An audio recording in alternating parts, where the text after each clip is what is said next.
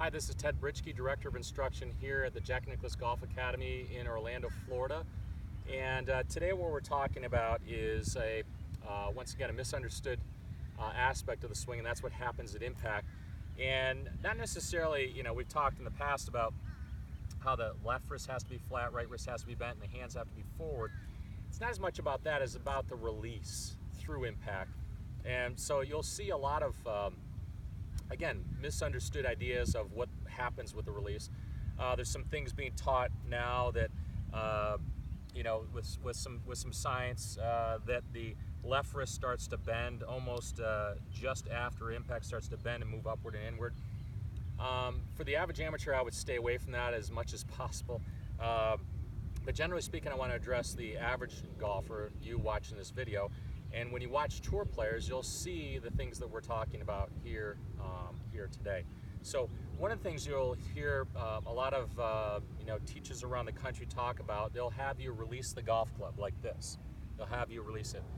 Generally speaking, after teaching for many years now and thousands of students, the average person tends to bottom out, okay? The average golfer tends to bottom out behind the golf ball. So this release motion further accentuates the bottoming out, okay, even though you're releasing. So most golfers, when they come to a lesson, a lot of golfers will complain about a slice.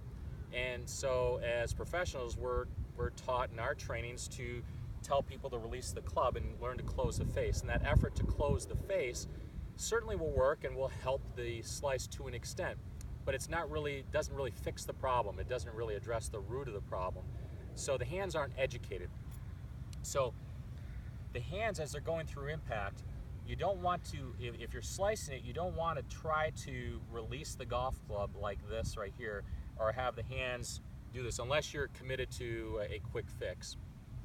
If you actually want to work on your swing and get better, the hands through impact, okay, the left wrist is flat, the right wrist is bent, the hands are ahead, and it actually has a slower, okay, rate of rotation. Even though the club is moving extremely fast through impact, the rate of rotation of the face is more controlled. Look at now, this is what you see in a lot of magazines. You'll see these hands rolling like this, but it doesn't occur like this.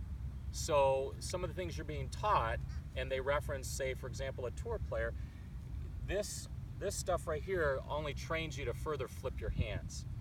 So there are two types of releases. If you see Jordan Spieth has a tendency to be like this right here through impact. His left elbow almost bends a little bit, but he maintains a flat left wrist and a bent right wrist for a long period of time as he goes through impact.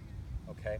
If you look at somebody like a Vijay Singh from this view, as he's coming through, his right hand almost comes off the club. So does Phil Mickelson from the left-handed view.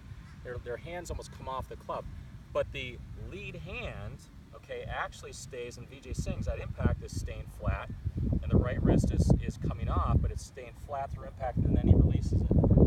So you're going to see styles of golfers that either release it too quickly, okay, and they'll flip it down here like this. You don't want to do that. You'll see tour players that will release it, but it'll look like this after impact, and then you see somebody like a Jordan Spieth, more like this. Dustin Johnson also, he has an arched left wrist. So when you're working with your golf professional, ask him why you're trying to release the club the way that he's showing you, and ask he or she to clarify that so you know what your objective is and you're actually moving towards a program that's going to help you in the future. If you have any questions here, please place a comment, and look forward to talking